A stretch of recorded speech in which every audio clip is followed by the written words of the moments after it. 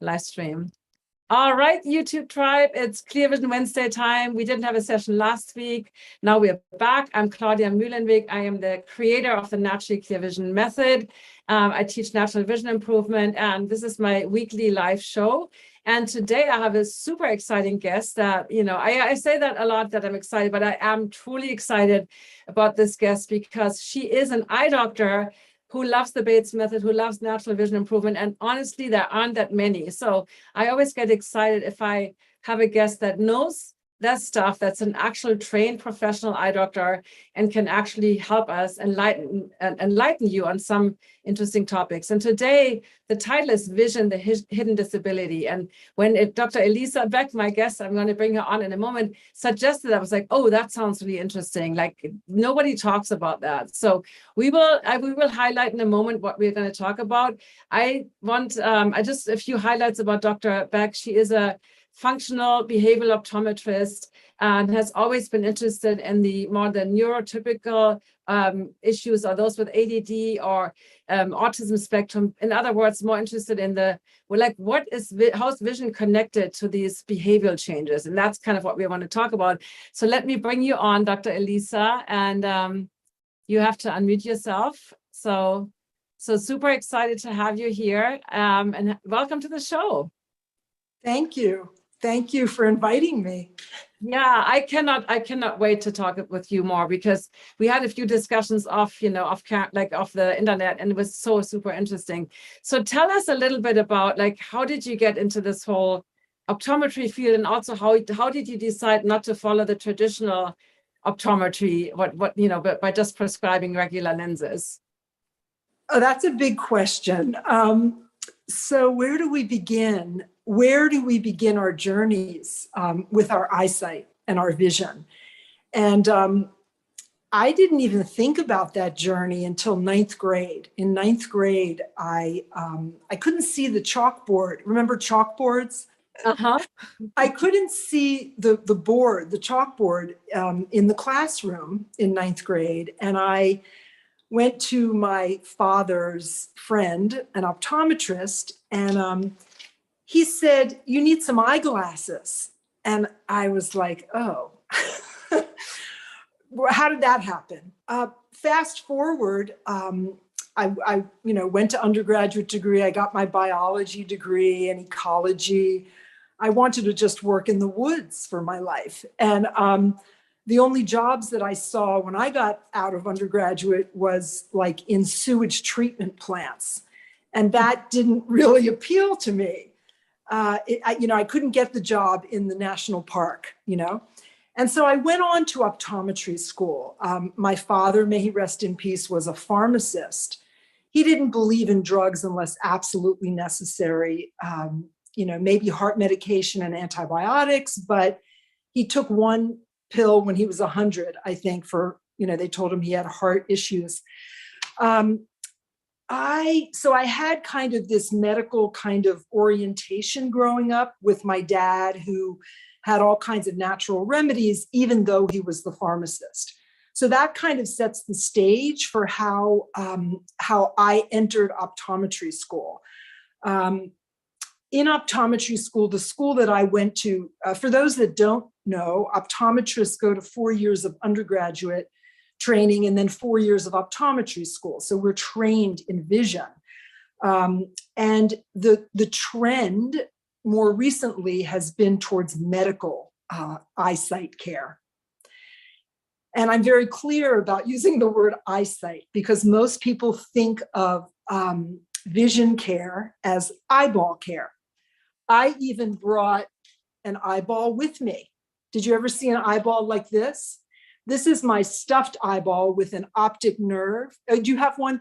Mine doesn't have an optic nerve or any muscle, so yours is This has some blood vessels. I also brought my other model eyeball because I'm an eye doctor, you see. And so if I'm an eye doctor, I need to teach you about your eyeballs. And I'm going to tell you things about your eyeballs that you never knew. So when you come into my office and I ask you to read that eye chart across the room and you can't see it, now no mention that you might be a little bit nervous in that dark room. I'm breathing into that. Okay, so my point here, and I love you, Claudia.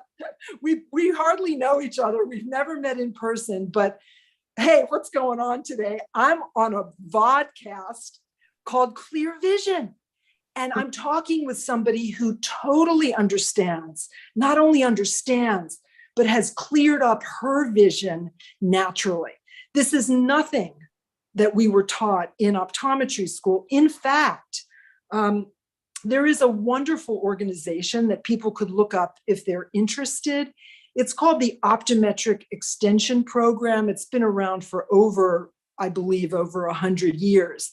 And it is the educational branch of the integrative side of eye care. And they have all kinds of informative pamphlets that, you could pick up. They sell different books on natural eyesight improvement and all of the different things that I've specialized in for my career that you had mentioned. I became drawn to the questions in school. The questions for me were, why? Why? So I have a dear friend, she will go unnamed, a colleague of mine, who has what's called amblyopia, or decreased vision in one eye, and in the field of eye doctoring, for no apparent reason, idiopathic. Some of you might know that language. Not known. Nobody knows why this person's eye, the eye looks healthy, the blood vessels are healthy in the back of the eye, the optic nerve that's spinning around. Maybe you can spin your optic nerve around before we're done today. The lens of the eye, right here, I can take it out. I could even, refer you to somebody that could take it out and put a new plastic one in. The cornea, it's all clear. It's clear as day. You can see straight through. You can even see through on my model eye. You can see that retina. There's no cloudiness. There's no cataract. There's no retinal problems. But guess what? There's more to vision, I realized, more to eyesight, more to vision than eyesight. What is more? What is the more? There's peripheral vision. There is some language that you did not want me to use in the PR for this beautiful time we're spending together. There is the pinnacle sense of what's called single vision. The technical terminology, when you use both of your eyes together as a team, is called single simultaneous binocular vision. And that means you can point both of your eyes on one point in space that you intend to be looking at, and you can see one of things. So if you don't mind, Claudia, can we do a little experiential piece here? Totally. I love doing that. I totally like. Okay, so yes. This is something that I have used over and over again. It's an explanation of this what's called physiological. What goes on if we have a quote unquote normally functioning system. Physiological diplopia. Diplopia, two, refers to two. So physiologically, we have two eyes. Did you ever think about, I know you did, Claudia, but the others who are tuning in here, and you have many in your group that have tuned in here. Hello, everybody. And I'm sure there are some on YouTube. Yes. Have you ever thought about why you have two eyes, but you only see one of things? So the experiential piece is this, and I apologize that I can't see all of you to give you direct feedback as I would in a live space or even in a Zoom space where there's a different setup. Maybe we could do that in the future. But what I want you to do is put your four fingers up, just make a fist and put your four fingers up. And directly in front of you, one arm at arm's length, say your right arm at arm's length with your finger up along your midline, and then your other finger at about 8-10 inches from your nose. So if you look at Claudia, you can see she's on a bit of an angle, but but that's good. That's good.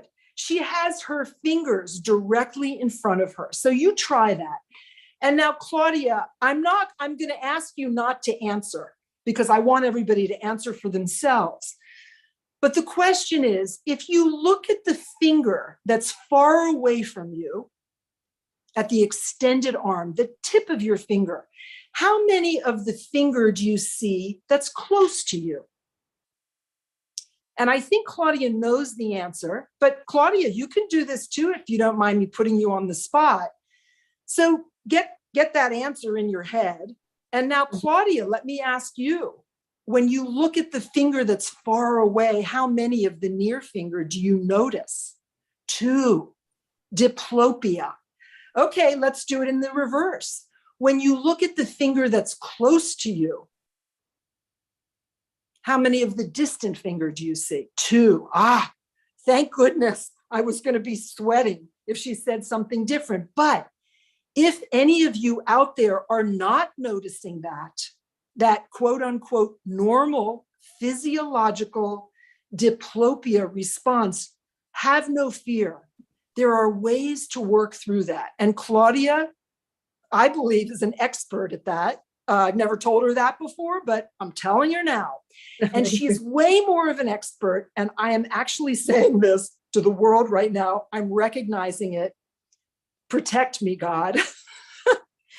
What I'm here to say is that Claudia knows a whole lot more about functional vision than the lion's share of eye care professionals in the world. And I came here to you today to let you know that when you go to an eye doctor, you need to know how to advocate for yourself to improve your vision naturally. And that's what my specialty has become for hopefully somewhat obvious reasons now. So let's just dial back for 1 minute to the physiological diplopia piece. It is normal to be seeing double, like we have 2 eyes. It is normal to be seeing double in the places where you are not directing your attention. Attention. Imagine that. I didn't learn that in school. I went to school for 4 years. They didn't really talk about intention. I took all kinds of courses in optics. I learned the physiology of it. I learned the anatomy. I learned the functioning. I also learned how to prescribe what are called compensatory or compensating lenses that compensated for what we were taught were kind of ways that a person develops for some unknown reason. No reasons were really given. And then you, meaning me, the eye doctor, needs to prescribe a compensatory, a compensating lens to counterbalance the what's called refractive error. The language of our field is not very positive. So what I've been working with, especially in these past 2 years, when so many people that I know at least are sitting in front of a screen, to change your level of awareness in front of this screen or in whatever you're doing, and use this time. And it's not done. Not only is it not done in my view, but the party is just getting started. So how do we shift our awareness? How do we shift our consciousness to improve our vision naturally? And Claudia, maybe just for a minute, I don't know how many people that I invited today are here, or that many will be watching the replays when that happens. But just tell us what your experience was of reversing your, I believe, nearsightedness. And I have to tell you, before you tell your story, that this was not only was it not offered as a possibility in eye doctor school, but it was shunned. Mm-hmm. The Optometric Extension Program, which is the premier educational place to go, on the internet today, and they offer courses for practitioners, my colleagues, any eye doctor who wants to take the courses. That organization was shunned. The people who wrote and published for the organization were I don't know what the word is exactly, but it wasn't appropriate behavior. And so I am really coming around with full steam ahead to help people to understand from an eye doctor's perspective that not only is it possible to improve your vision, but if you're motivated, I'm not saying it's necessarily, a piece of vegan raw living food cake. I'm saying that it takes a shift in awareness, but if you're willing and you're able, and even if you don't think you're willing or able, but you have a little glimmer of hope, then it's possible to improve your eyesight naturally. So tell us, what was your, if you don't mind sharing, if you do, I apologize for asking, but what was your prescription when you first discovered this kind of work? Honestly, good question. I was farsighted, convergent squint. I don't have my prescription. I got glasses at age 3 and I wore them. And I think I always say I'm lucky because I was bullied and teased. And I know we were born in the same year. So, back in the 60s, nobody wore glasses. And so I was determined to get rid of them, and no kid likes them. And in hindsight, I really don't know what I did, but I think this is my theory. So I started playing handball because they didn't have enough players in the girls' team. And I was not athletic. I was like, the first time somebody wanted me on that team, usually I was like the outsider, the person nobody wanted to do stuff with. And I started playing handball. I couldn't use my glasses because of the glass, too dangerous with a heavy leather ball. And after 3 years of doing that, the peripheral vision, the movement, catching the ball, depth perception, not wearing the prism glasses, I went to the eye doctor, and I went in between too, but I went to the eye doctor and he said, your eyes are normal. I was like, what? So I was like 15 or 16, and that changed my life. And then boys would be, you have pretty eyes. And I would have I was always the girl with the, 4 eyes, they call it here. I was always teased. And then my vision was great in the 20s, and in my 30s, late 30s, my vision deteriorated again. And I also had astigmatism. I don't know if I had astigmatism as a kid, but as an adult. And then I got back into glasses, and I used them mostly for driving, not so much for near initially. And then I hit 40, and then I had more problems reading up close. Went through a divorce, really, really stressful, single mom. And at some point I had this epiphany where I wore my glasses, came home from a party, and I remember every time I took them off, my vision was worse than before, like blurrier. And I thought to myself, yeah, I'm 40 now, but this doesn't feel right, because usually when you take a treatment, let's say a headache, and even if you take a pill, right, not the homeopathic, but even if you take a traditional, the pain is gone. Like there's a positive result, right? And I thought, this isn't right. And then I went back, and I had a book that I bought in the 70s in Germany that I found, one book in the bookstore. And like you said, everybody laughed at me. You can't improve your eyesight. What are you thinking? So I got that book out. I started practicing the relaxation techniques, and my vision, I improved, but it was temporary. And then eventually I worked with a practitioner, private sessions, did the teacher training. So that was almost 20 years ago, and I haven't worn glasses since. But I really quickly, before we get back to you and the topic about the hidden disability, Bates was shunned. Dr. Bates was shunned. He had crazy success, and they kicked him out of the American Ophthalmologist Association. Yes. So everybody that goes against it, right? You made fun of, and when you go on Wikipedia, this is a scam, right? Yes. And so that's why I'm also so excited to, be here and to, have potential future collaborations, because it's so important to be empowered in these transformative moments. When you mentioned, trauma, trauma is held in different parts of our bodies, right?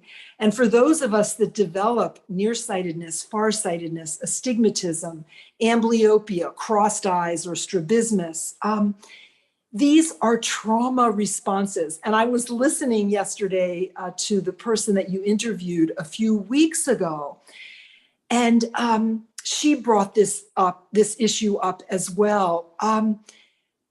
Once we recognize that our tissues our ligaments, our muscles, our fascia, our organs, our soma, our body, and the collective field actually right now holds trauma and then actually puts it into physical form.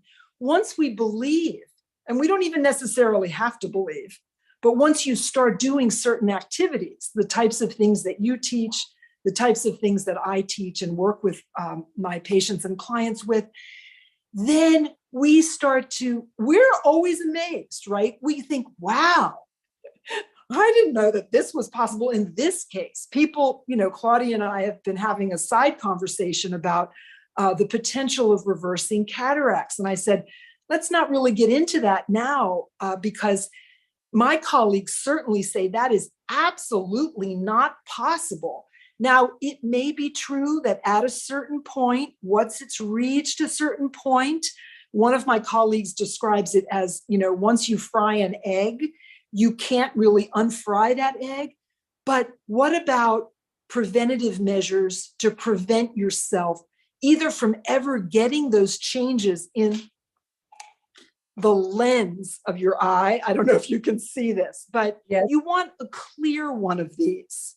You want it to be able to, like a clear window, like it's behind me. You want to be able to see through it. And so when you think about that, you can start to think about, what am I eating? What am I ingesting? And what is it that I have control over that I can do in terms of relaxation? Herbert Benson and the relaxation response from way back, John Kabat-Zinn. There's so many models of how to integrate and detoxify rather than follow the mainstream dream, which is teaching us a lot of things that may not be correct, even though we were taught to listen to the authorities. So I'm putting my lens away now so that I don't lose it. Oh, no, speaking of that, because first of all, you mentioned that earlier. I think eye exams are designed to intimidate you and to make your vision worse so that you can leave with glasses. Honestly, it's like, even for me, and I know everything and I know the breath, it's like, it's a test and you feel like I'm going to fail this test. I better hold my breath. And I had a doctor who doesn't want to go on record, but he did his residency with the pediatric ophthalmologist. And he said, really interesting, the good kids that stuck their chin in the headrest and stared at the chart left with glasses, and the bad kids that were like wiggling around and moving left without glasses, right? Because they naturally use their movement. And so I have several questions for you. And one of them is, so this is a question as you as an eye doctor, right? So you might prescribe glasses. First of all, I'm sure you do prescribe glasses for some people. I don't know, maybe not, but should people wear their glasses and contacts, or what is your approach on the whole, as you improve your vision, what is your approach on the glasses? So to be very clear, from my perspective, I have not had a brick and mortar practice, a physical practice, since 2018. At that time, I was going for a master's degree, and I wound up just diving in. I got my master's degree in 2019.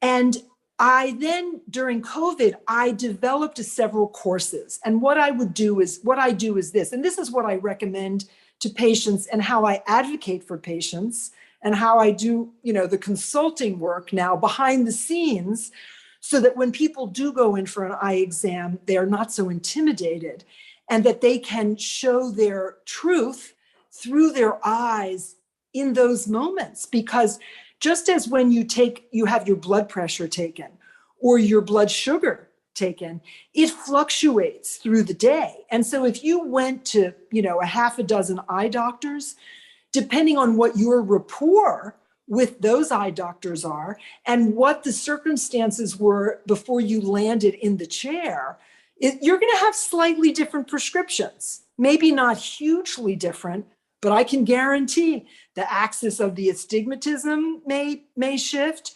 The amount of the power of the lenses will shift. So what I do is I advise people on an individual basis. That's a broad question that you're asking. It depends on how attached a person is to either the idea that they need glasses, or if they already have glasses, how, and I'm going to use the word, my editor of the book I'm writing might not like this, but I don't know if she's here or not. Addiction. How addicted are you? How dependent are you? I've had people that are very, very, very nearsighted take off their glasses and understand that they can appreciate, or farsighted for that matter, or astigmatic, or they've been wearing prisms, or who knows what they've been doing, but they can take that stuff off of their face and appreciate the blur. Appreciate what you can see. Don't tell me you are blind. Do you know what blind means? There's legally blind, and then there's blind. This, my friends, I can't even do it because the light's coming through my thumb. It's not black, but that's blind, and that is rare. It is rare. Thank goodness.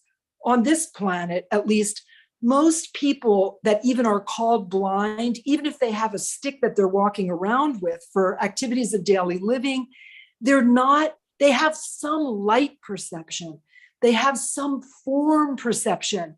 They may have mobility issues, but they may have a little bit of peripheral vision, even if they have very diseased eyes, end-stage glaucoma, diabetic retinopathy or changes in the back of the eye from diabetes. There's still hope that you can live and explore within the realm of what you have. So I was just reading an article. We live in outside of Pittsburgh, Pennsylvania. And I was reading an article in the Pittsburgh Post-Gazette from Sunday's paper, a woman who had 2 hearing aids, and she didn't tell anybody. She would cover them with her hair. And she wouldn't understand half of what people were saying. When COVID hit and people had masks on, she couldn't understand anything because she couldn't lip read anymore. So she had to come out of the closet, right? And she had to tell people that she was partially deaf. She couldn't really hear. She was so taken with people's adaptation and their graciousness and their gratitude that she told them what was going on. So I am on the journey. I don't know where you are in your natural eyesight improvement journey, but I'm not wearing glasses now.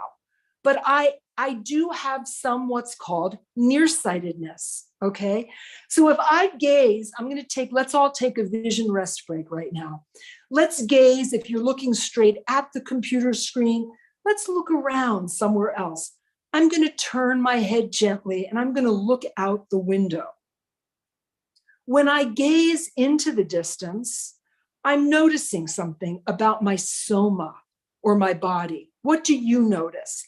I'm noticing I'm on super drive a little bit right now because I'm being interviewed.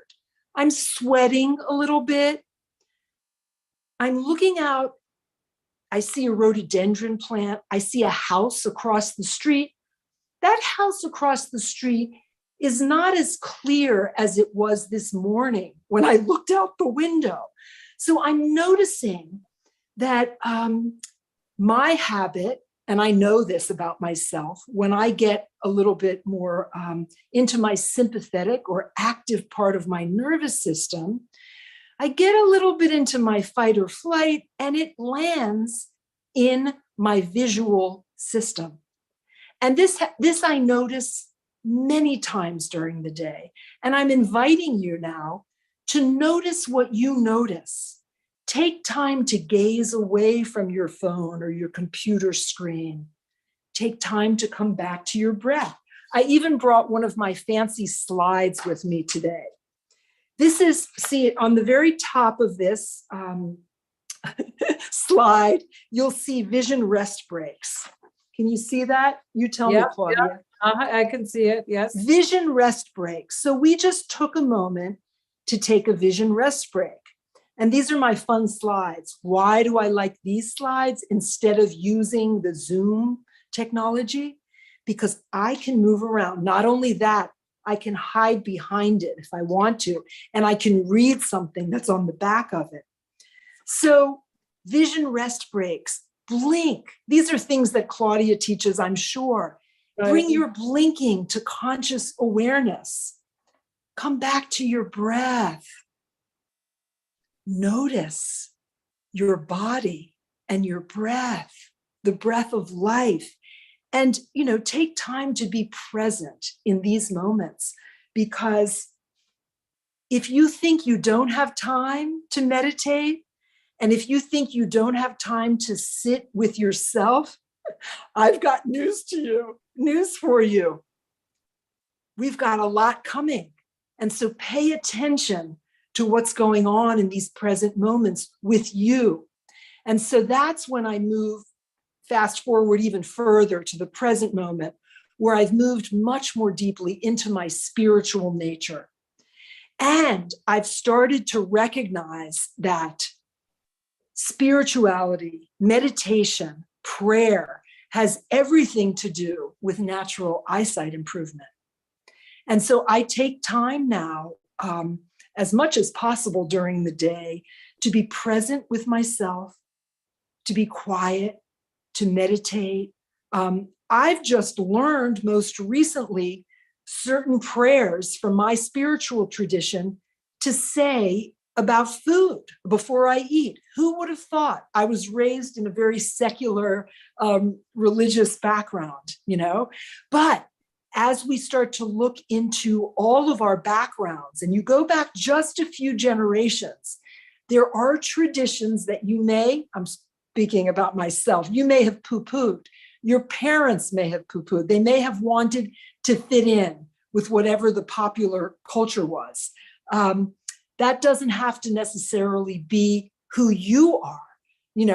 Take the opportunity to figure out, who are you? What are you doing? And then how do we rise ourselves to the highest potential? Because we are all here. Every one of the 23 of you in the group, that's the backstory group of Claudia, look her up after this, because she's got it going, everybody. I'm here to tell you, be in her private group. But those, what are we doing here? We're special. We're here for very special reasons. And how do we rise to our full potential? Well, I recognize that after this call, vodcast, I'm going to take some time in the woods. The first time I met Claudia and we had a conversation, I was in the woods and I was panning around showing her the oak trees, and I was showing her the tulip poplar trees, and I was sending the green of the leaves. It was early spring, I believe. I was sending it through the airwaves, because what we start to understand, that our vision, our eyesight, this trauma that we're all releasing collectively is in our collective holographic field, the quantum field. And this may sound like, who is this person? This is supposed to be an eye doctor. And Claudia in particular loves to ask me questions, very specific questions about eye disease. How can I advise people to reverse blah, blah, blah? Yeah. Well, guess what? The money goes to the pharmaceutical companies for the research. The money hasn't gone in for the research about meditation to the same level. But guess what? You can be your own personal experiment. Do you dare to do that? Or are you still externalizing and saying the answer's out there? It's out there. It's that person's fault. It's this politician's fault. It's this system's fault. It's the educational system. Well, wait, were you participating in any of that? Right? And then when you start to look back inside yourself and you clear your consciousness as you learn to let your thoughts dissolve, you come back into your true self. And so that's a long way to tell you where I came from and what I'm doing now, but that's what I'm doing. I mean, I agree with you 100%. And I do advise the glasses for some tasks. You just simply need glasses. You want to drive, you have to be safe. You don't have to really spend much time on that. And now I've forgotten my train of thought, but yes, I 100% agree. And I think the people, we don't have to talk about them because they're not here. But if you have to read a double placebo controlled blind study in order to believe that this works, You're absolutely right, because I have people asking me these questions. Where's the science? Where's the research? I'm like, look at millions of people's results in their eyesight improvement and freeing themselves of glasses and contacts. And yes, it's a journey, right? Like you said, you have a little bit of nearsightedness left. Sometimes it takes a long time to get it all the way, and also maintaining it. But I always say that the people that are attracted to this, like you just said, we experiment with ourselves. We become detectives with our own health and are curious. And yes, I love science, and I do always learn the new science, and we learn so much more. And we now have an ophthalmologist at Stanford talking about vision improvement. So the tide is changing. But again, like you said, the big money is not in these natural remedy studies. But I want to switch gears a little bit and get more into this topic of like the hidden disability, because a question I have is like, what are some behavioral signs that someone like me, maybe myself or a friend or family member, has an undiagnosed eyesight or vision issues? Like, what is behavioral? Like, how correlates that when you say the hidden disability? Can you explain that just a little bit more? Yes. So the different components of vision include peripheral vision, depth perception. So this two-eyedness and being able to see as one. If you're a child, for example, and sometimes an adult too, often an adult also, and you're seeing double, you may not realize it, but you cannot perform to the highest of your ability. So you're a smart person intellectually, you've studied a lot, but it's taken you much longer to do your studies than your friend. I mean, I was one of those people in optometry school. I didn't go skiing on the weekend because I had to study. It took me longer. I didn't have as functional a binocular visual system, but you can't see that. If you looked at me, I don't have an eyeball, one that's looking out the door and one that's looking straight ahead. And God bless the surgeons, the researchers. I've been in research also. I honor all of that. And it should be against the law, in my view, to not give patients the whole range of possibility, whether or not there's scientific studies. So when you talk about the hidden disability, what I'm talking about is when you're reading, do you skip words? Do you lose your place? Do your eyes get red towards the end of the day? Do you have a headache towards the end of the day? There's all kinds of different reasons for headaches. And of course, before I would ever work with somebody, when I'm working in my courses, I always have them make sure that they have either the optimal prescription or the optimally reduced prescription, or they understand about that and go to their eye doctor if they have been doing that ahead of time. But it's a hidden disability because like I wrote in the write-up, if you have a broken arm, you see the cast or you're complaining about it. If you have a broken leg, if you have a speech impediment, if you have a hearing problem and you can't hide your hearing aids or somebody's masked, you can't hide that. You got to tell. But because vision is sensory, it has sensory and motor components. Sometimes when a person is seeing double, they don't even realize it, and they will suppress or turn off the vision. So a person it may feel uncomfortable if you're looking at them and you see that they're not looking at you with both eyes. They may have suppressed or turned off the vision in the other eye, and they're not seeing double. But I'm digressing. It's a hidden disability partially because my colleagues, most of them, don't even diagnose these issues. They don't look at the binocular visual system. Until 2008, there were literally no studies on functional vision. How do we function in the environment? Are we effective? Are we efficient? I hate to admit it, but people want to be able to sit in front of a computer 8, 10, 12 hours and not have a headache and not have eyes that burn or tear or itch or have a headache. Yeah, it's possible, but you might have to do, a pirouette in between. You might have to get up and walk around every 20 minutes, or you might have to do some, what I teach, somatic yoga or embodied vision yoga activities in between. You might have to look out across the room to keep your system intact. But this is a hidden disability. You could look at the Optometric Extension Program or the College of Optometrists in Vision Development, which is covd.org, or Neuro, the Neuro Optometric Rehabilitation Association, and get lists of symptoms and signs. What are some of these things? Do you blink excessively? Does somebody rub their eyes? Do they have trouble visualizing or remembering sequential tasks? Can they follow sequential tasks? Can a young child, can a young kid learn to tie their shoes in a timely manner?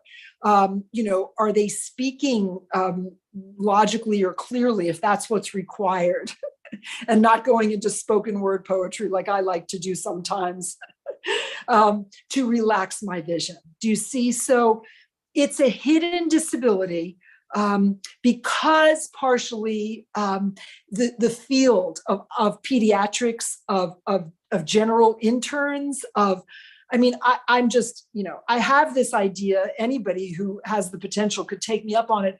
I would love to teach professionals maybe 2 or 3 very simple tests to determine if somebody has what's called a functional visual issue. And then, how to refer them to my colleagues or myself or Claudia, or anybody who works with somatics and the integration of the different systems to be able to improve, minimally stabilize where you are. So if you have glaucoma, or you have diabetes, or you have, hypertension, or different things that affect the eyeballs and the visual system, how do you at least stay where you are instead of getting worse? And there are a lot of tips and tools for that sort of thing that you can learn for your specific case. I hope I answered you. Things you can teach us, or we did the ones with the fingers. Before I asked you that, I actually am curious because you talked about how things are not checked as an eye doctor usually, right? And I find that also crazy that most of the time you don't get checks for fusion or binocular problems at all. And it's all the visual acuity. I always say jokingly, that's a static object. You're static. Like, how much of your life are you sitting static, looking at a static object?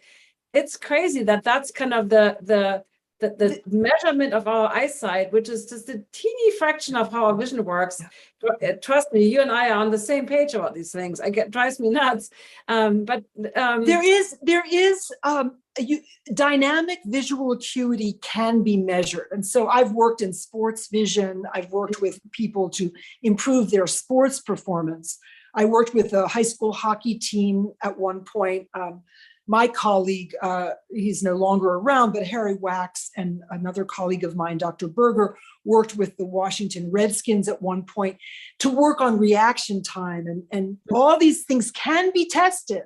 And I test these things, I always have. And I, encourage my colleagues to do this. They have not been trained that way unless they have gone above and beyond their academic training. And I think, unfortunately, there's a lot of issue because eye care professionals in many cases are in such debt. They have to work. People think the doctors are so wealthy. Well, take a look at what their pocketbook really is saying, because in my view, and again, I honor all of my colleagues and all of the professionals who work so hard in these fields. That said, it's abusive. The training that we went through is abusive. It's abusive. Medical school is abusive. You're asked to stay up around the clock. This is not a human experience that we need to propagate anymore. And so hopefully you've learned something from this time together, the blinking, the breathing, looking far away, coming back, taking time to look at an object across the room, like I'm seeing a picture frame and I'm tracking or tracing with my nose feather that's extending from my nose. You can integrate these what seem like such simple things into your life. How do we How do we clear our vessels? How do we clear our vessels? Well, take a look at what you're eating. My master's degree, my intention, and the reason I stepped into it is because I was going to be involved in a study to reverse the changes from diabetes using the raw living foods lifestyle.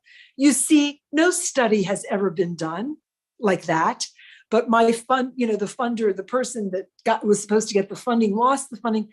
My master's in spiritual nutrition became the range of veganism, from junk food veganism to raw living food veganism. So I've been on a plant-based journey, vegan journey for 10 years now. We don't have studies. The studies, there's some of them. There's a dear colleague of mine who's now in his 80s and still practicing in New York, Dr. Ben Lane, who knows all about nutrition. I mentioned him to Claudia for a client of hers in a private conversation yesterday. There are resources, but Dr. Lane is busy seeing patients. He hasn't really published everything that he needs to, but his research on reversing macular degeneration issues was picked up by a study, the ARED study, and his formulation of supplements was taken. So there are things out there, but it's not, the studies also are not what you might imagine. And I'm not going to get political, but just pay attention. I'm going to say it this way.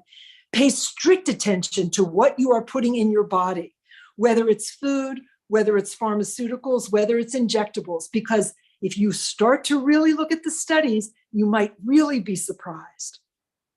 Well, thank you so much for that. I mean, I have so many more questions. I think I have to bring you back at some point. I guess I want to kind of wrap it up because you and I talked about body movement and flexibility and how that affects our eyesight. Or are there some kind of, because I know you also teach somatic movement, are there some things that you want to share or some techniques that, what viewers can implement or things you shared a lot already?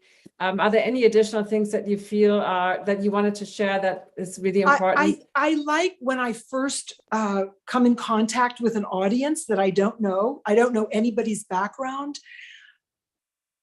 Believe it or not, what I've offered so far is extremely profound.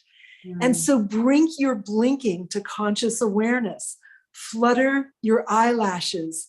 Hydrate the cornea, the front surface of your eye extra right now. Take time to come back to your breath. Breathe, blink, and be present. I have another slide that says that. And I was going to show it to you, but I don't know where I put it. Breathe, blink, and be present. Make yourself a poster. Make yourself a slide that I couldn't show you today.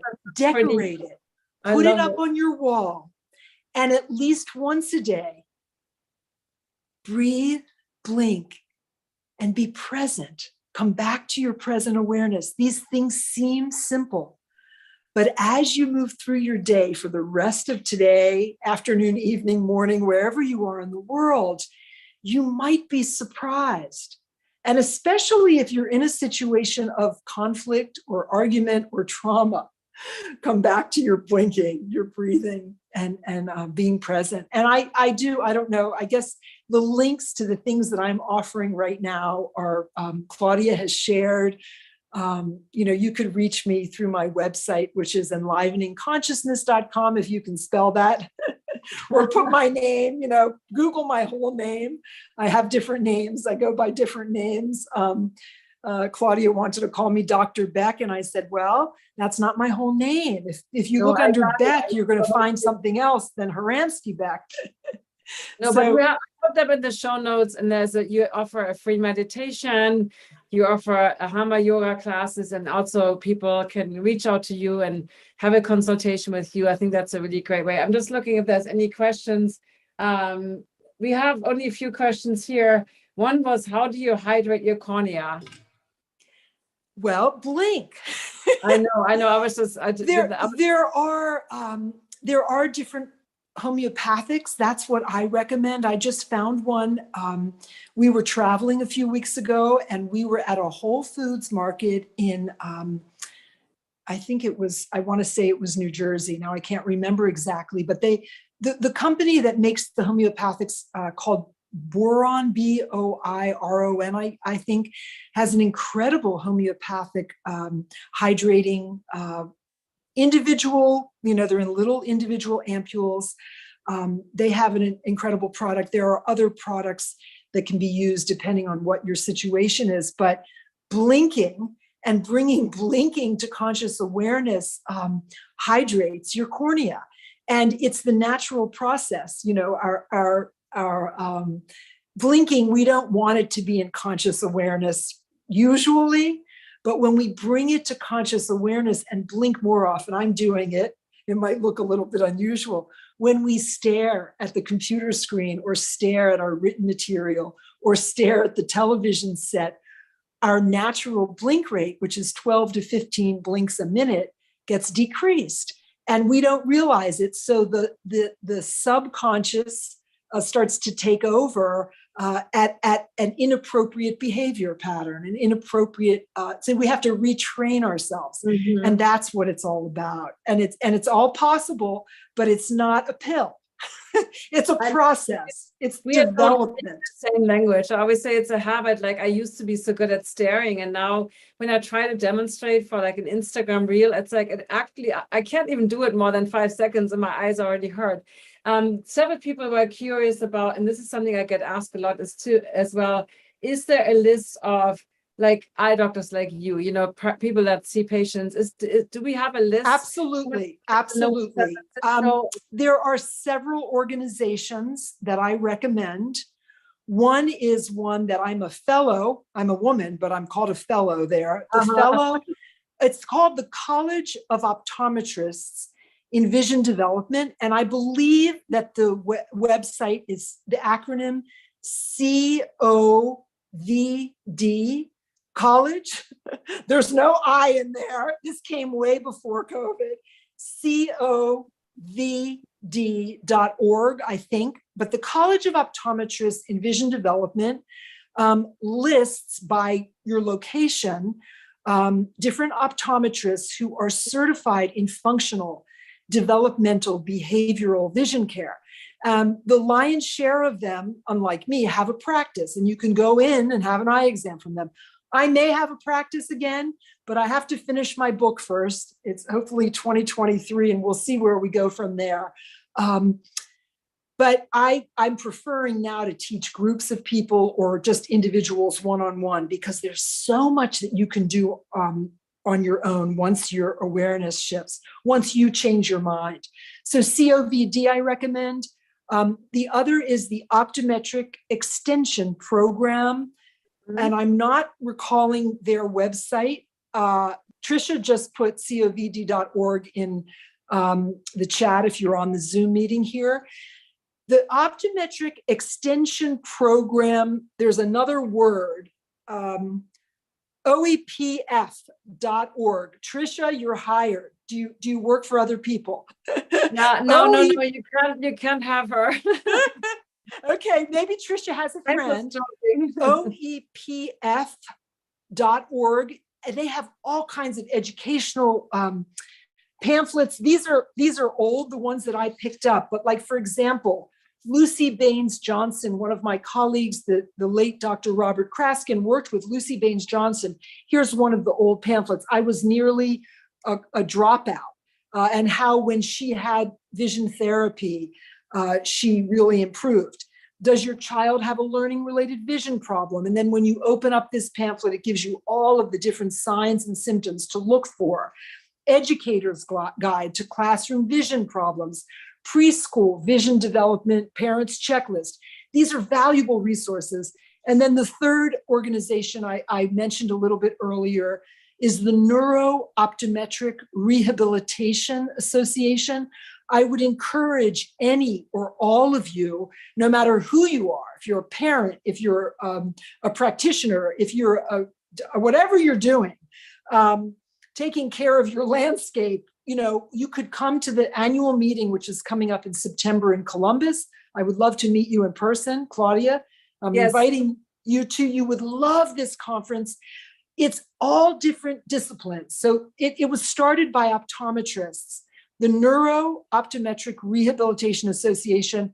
And I don't think what is their website? I'm not sure of that either. I'm a fellow of COVD, so I know that website, but the others I always have to Google. Oh, Trisha says see above. I'm not really looking at she already put it the there. chats are appearing. NoraVisionRehab.org. There it is. Nora Vision Rehab. I think, sometimes people tell me I should, teach eye doctors the things that I know, but I feel like there's also resistance. I'm not a medical doctor. There's this kind of, I think I'm so excited that there's people like you, eye doctors like you, that have seen that, bigger picture, literally the bigger picture, than visual acuity and refractive errors, and really care about, how we integrate this into our whole system. Our vision is so much more on so many levels. I mean, we can talk for, days and weeks about this, because, from light, from how you perceive the world to peripheral vision, and we didn't even get to really, like, we talked about ADD and autism, like how does this all connect, right? I mean, so thank you so much. I don't see any more new questions. I will definitely have to bring you back. And so I have a blooper. I'll give you the blooper right now before we sign off of YouTube. I am on my phone right now, true confessions, and my image that I was looking at was on the other end of the phone. So I just realized that I probably looked like I was looking somewhere else. I just moved the image across the screen. So do you see? Experience your vision. Experience what it is that you're doing in your visual spatial kinesphere, your globe of experience. How far can you reach with your fingers, your toes, your head, your tail, and then how far beyond that you can do? I would be blessed to come back and just do a whole thing on movement and vision another time, and then I can dance around this space behind me and play on the physio ball, and you can all have your, yoga props or your blankets with you, and we can do a whole natural eyesight improvement, whatever. But you can also come as a speaker in my, not on YouTube, but I think you would be a fantastic, give a bonus session to people in my programs versus, just the YouTube live. And anybody we'll negotiate. On the YouTube live, we're going to come to a close, but if you are interested in the Clear Vision Club, let me know. Send an email to support@myholisticvision. We have a little bit of extra time with Dr. Elisa Haransky-Beck right now on Zoom that is not live streamed to YouTube. I'm going to do you a favor before you sign off of YouTube. Yes. Support at My Holistic Vision. What's the rest of it? .com. Okay. And why did I say it so slowly? So that people understand it, because I talk too fast with a German accent. I know. I didn't say that, Claudia. No, but I know. I've been told. I've been put it in the YouTube Thank chat. you, everybody who came to YouTube, and for those watching the replay. I'm excited to share this far and wide. Awesome. And then YouTube actually puts captioning underneath, so we can, for those of you. So anyway, thank you so much. We will continue just a little bit more on the Zoom call. And so goodbye, YouTube. I loved having you here. We had 58 people attending, and this is awesome. Many more will see the replay, like you said, and this will stay on YouTube with the same link. And I see you all next